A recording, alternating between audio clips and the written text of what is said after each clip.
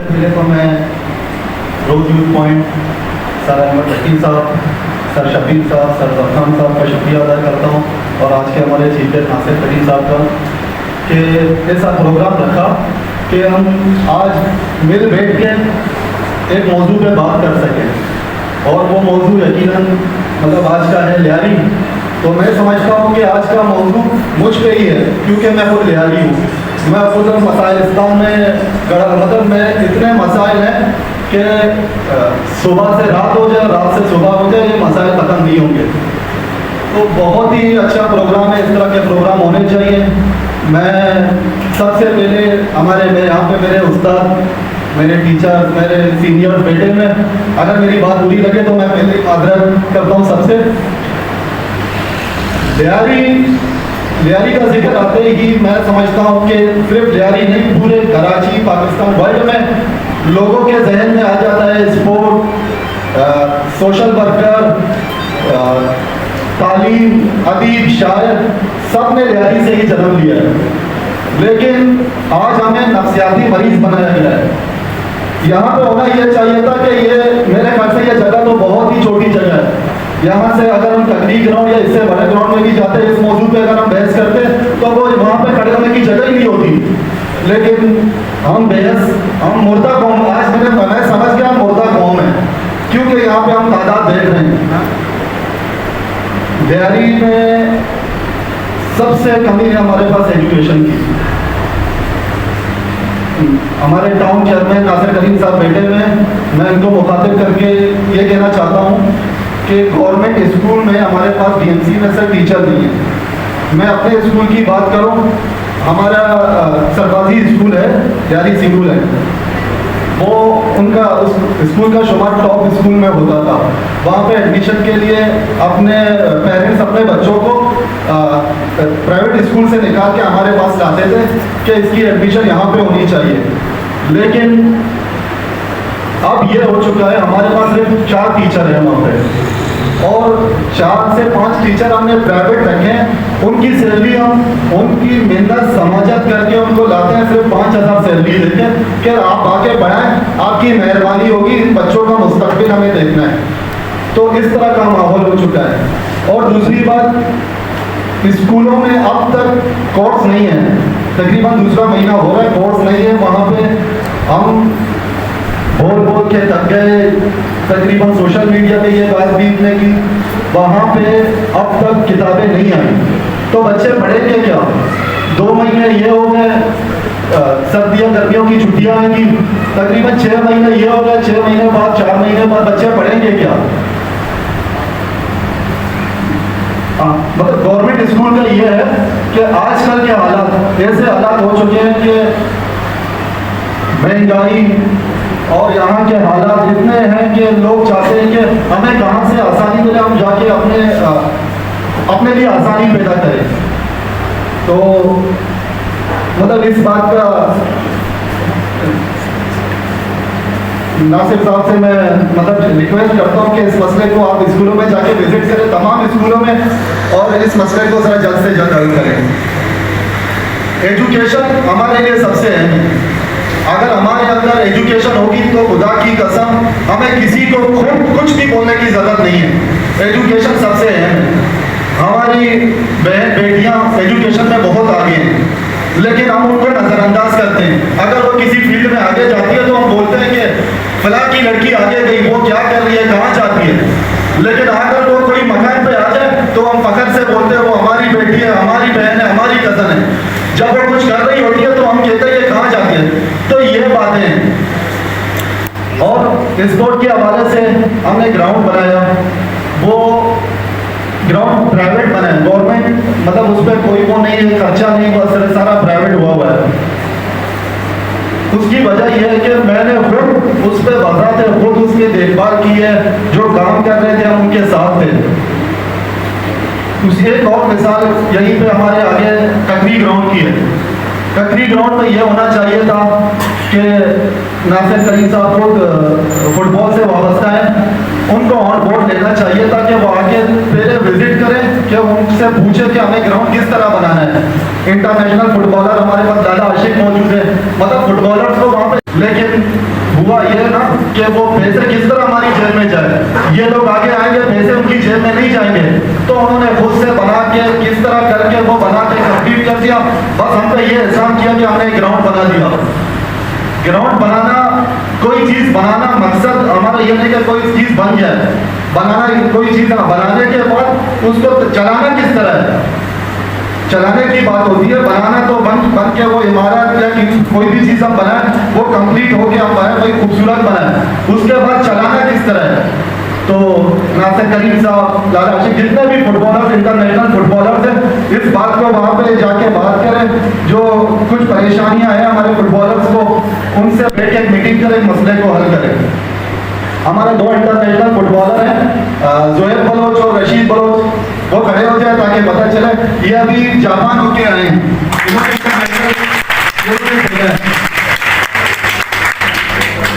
वहाँ से पाकिस्तान की नुमाइंदगी में ये जापान होके आए। तो हमारा लियारी है, हम कुछ बोलते हैं तो मतलब हमारा सर पकड़ से बुलंद होता है, लेकिन ये हमारे अंदर की, हमारे घर की लियारी की बात है। बाहर के लोगों को पता नहीं हम कितने मसाइल में गड़े हुए हैं, कितने मसाइल हमारे पास है। जैसे महमूद हाशिम साहब ने कहा कि यहाँ पे फंड बहुत है लियारी में, बिल्कुल फंड बहुत ही ज्यादा आता है लियारी के लिए, लेकिन इसको इस्तेमाल किस तरह करें। इसको सिर्फ बात है कि ना पैसा तो आ गया, उसको खर्च किस तरह करना है। भाई पैसे आप अपनी जेब पर हो, अपनी जेब पर पैसे खर्च हो गए, खर्च ही करना है तो खर्च इस तरह होगा ना। लेकिन ये नहीं है कि खर्च किस तरह करना है, इस तरह होना चाहिए कि एजुकेशन कमेटी में आप एजुकेशन के लोगों को आगे ले आए, स्पोर्ट कमेटी में स्पोर्ट के लोगों को कमेटी बननी चाहिए, हर चीज की कमेटी हो। महमूद हाशिम साहब 2 साल आप रहे, तो अगर हम अभी महमूद साहब से बात करें कि आपने क्या काम किया, महमूद साहब कहेंगे मतलब मैंने जो काम अपने वो गिनवाएंगे वो काम होंगे।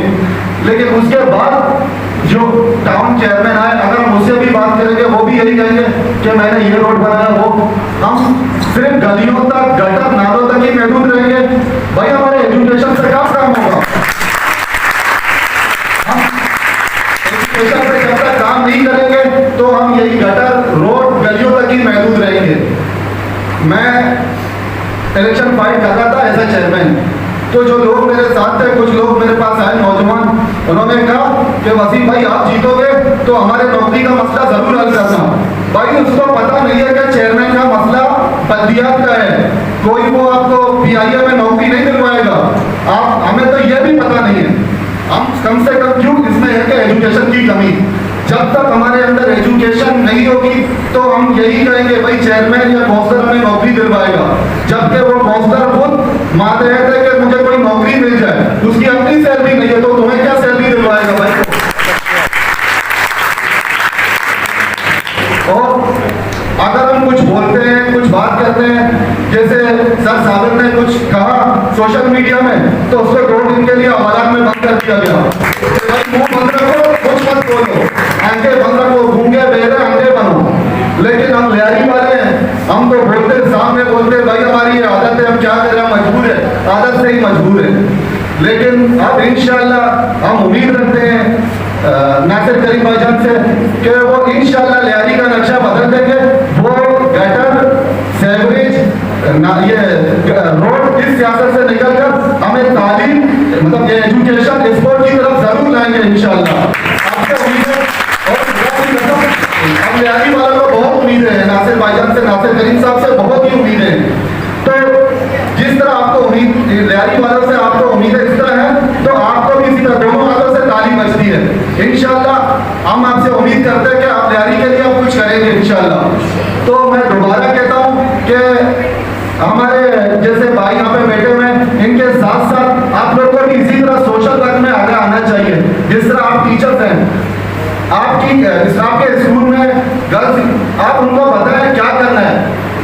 मेरे पास मीडिया आती है ग्राउंड पे, इलाके में मेरे पास, तो वो अक्सर ये बात करते हैं कि लियारी के हालात कैसे हैं, मतलब जो पिछला हमारा गुजर गया हम क्यों वो दोहराएं।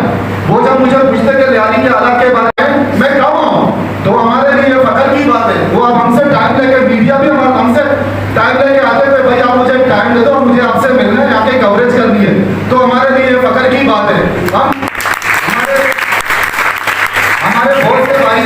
अगर मीडिया या हम भाई बाहर जाते हैं तो हम अपनी ही बुराई करते हैं। हम भाई लियारी में क्या हो रहा है, हाँ लियारी में ये हो रहा था, वो अब भी है कुछ, मतलब वो हम छुपाते नहीं, हम बताते हैं, उस पर भी हम फख्र महसूस करते हैं, लेकिन ये हमें उसका पता नहीं है।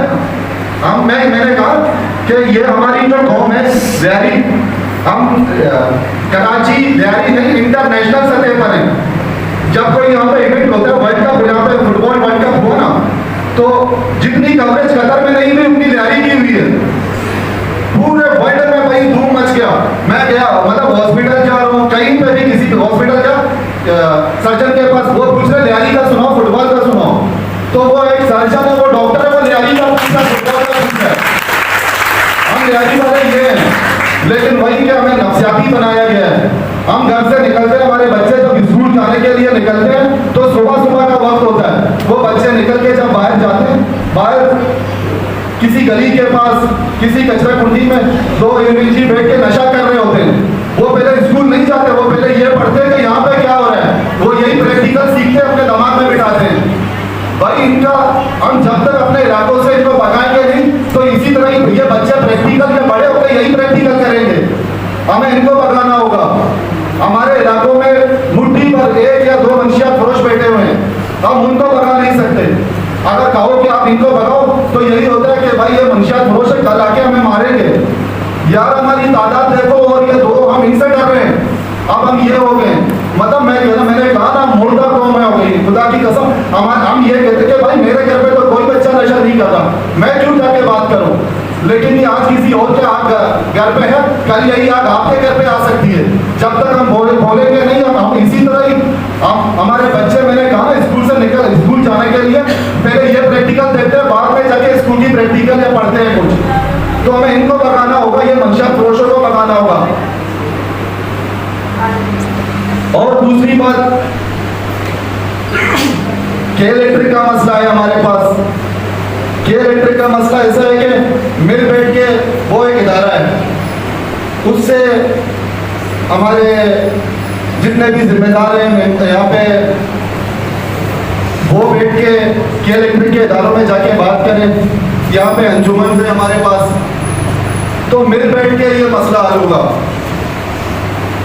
के इलेक्ट्रिक की वजह से हम बहुत ही ज़्यादा नफसियाती हो गए हैं। यहाँ पे हमारे लोग सुबह काम पे जाते हैं, घर पे बिजली नहीं है, अगर वो रात को वापसी घर आते हैं उस वक्त भी बिजली नहीं है। मतलब वो हम पे ये एक एहसान करते हैं कि रात को आपको सोने के लिए हम बिजली दे रहे हैं, भाई डॉक्टर की हिदायत के मुताबिक 4 घंटे इस्तेमाल करें, ये हमारे लिए भाई मतलब एक एहसान कर रहे हैं। तो मैं गैस का मसला भी है, बिल्कुल बिल्कुल इसी तरह। ये भाई बिल्डर माफिया का सारा है, जब तक बिल्डर माफिया यहाँ से खत्म नहीं होगी हम इसी तरह होंगे। मेरे इलाके में होना था बिल्डर माफिया का, तो मैंने पहले ही बता दिया कि मेरे इलाके में भाई अपने पैसे ज़ाया मत करो, मैं आपको बनाने नहीं दूंगा बिल्डिंग, चाहे इसके लिए मुझे जान की कुर्बानी क्यों ना देनी पड़े। तो आप जब तक आप बोलोगे नहीं, जीने पड़ेंगे भाई। जब तक हम खुद नहीं बोलेंगे तो ये मसले हमारे होंगे। अगर मेरी बात किसी को बुरी लगी तो माजरत। Thank you.